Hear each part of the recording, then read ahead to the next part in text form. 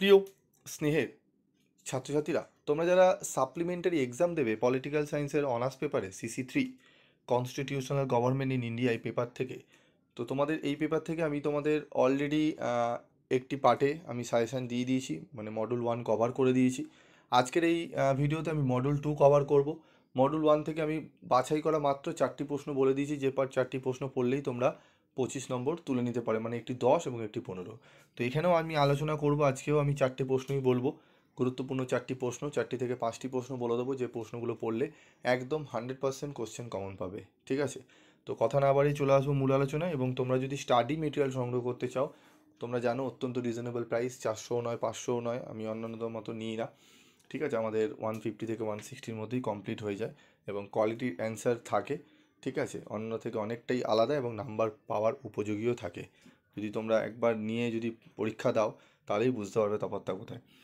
তো দেখো, মডুল 2 থেকে প্রথম প্রশ্ন যেটি পড়ব, লোকসভায় স্পিকারের ভূমিকা আলোচনা করো। অত্যন্ত গুরুত্বপূর্ণ। ভারতের সুপ্রিম কোর্টের কার্যাবলী বর্ণনা করো। অত্যন্ত গুরুত্বপূর্ণ। সংসদের কমিটি ব্যবস্থার উপর একটি টিকা লেখো। এই 3টি প্রশ্ন মোস্ট ইম্পর্টেন্ট।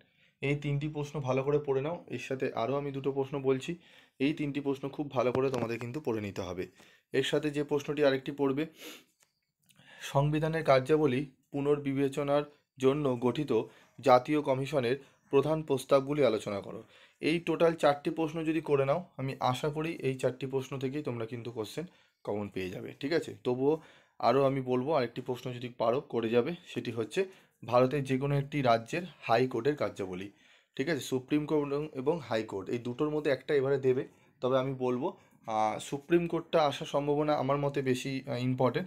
তবে হাইকোর্টের কার্যাবলীটাও পড়ে রাখবে, এই দুটোর মধ্যে একটা আসবে একটু নিশ্চিত। তাই এই দুটো আগে পড়বে, তারপর বাকি 3টে পড়বে। টোটাল 5টা প্রশ্ন পড়ে নিতে পারবে আশা করি। সময় রয়েছে এখন 1 মাস, তোমরা পড়ে নেবে। এবং উত্তরে যদি টু দি পয়েন্ট খুব সোজা সরলভাবে মানে মনে রাখার উত্তর যদি লাগে, তাহলে অবশ্যই পিভি স্টাডি ক্লাস থেকে কালেক্ট করে নিও। ঠিক আছে, এবং এক্সট্রা প্রশ্ন তোমরা অনেকে চাও অনেক সময়, যে স্যার একটু রিস্ক নেবো না, আরও 2টো এক্সট্রা প্রশ্ন দিলে ভালো হতো। তাদের জন্য আমি দিয়ে রেখেছি কী প্রশ্ন, ভারতে লোকসভা ও রাজ্যসভার সাংবিধানিক সম্পর্ক আলোচনা করো। আর পরের প্রশ্ন, কোনো রাজ্য বিধানসভায় মুখ্যমন্ত্রীর ভূমিকা ও পদমর্যাদা ব্যাখ্যা করো। টোটাল 7টা প্রশ্ন রয়েছে। প্রথম 5টি প্রশ্ন ভিভিআই প্রশ্ন, প্রথম 5টি প্রশ্নই পড়লেই তোমরা কমন পেয়ে যাবে আশা করি। তবুও আরও 2টো এক্সট্রা আমি প্রশ্ন দিয়ে রাখলাম। ঠিক আছে, প্রশ্নগুলো ভালো করে পড়ো, এগুলো পড়ে রেডি হও, আশা করি তোমরা অনেকটাই উপকৃত হবে। ঠিক আছে, এবং পরবর্তী ভিডিওতে আমি তোমাদের এসিকিউ, ইয়ারের এসিকিউগুলো সলভ করে দেবো, এবং তার ইয়ারের এসিকিউগুলো পিডিএফগুলো আমি দিয়ে দেবো। যদি তোমরা নিতে চাও, তাহলে অবশ্যই চ্যানেলটি সাবস্ক্রাইব করে তোমরা তার স্ক্রিনশট তুলে পাঠাবে। যারা যারা পাঠাবে আমি তাদেরকে সেই এসিকিউর নোটসগুলো দিয়ে দেবো।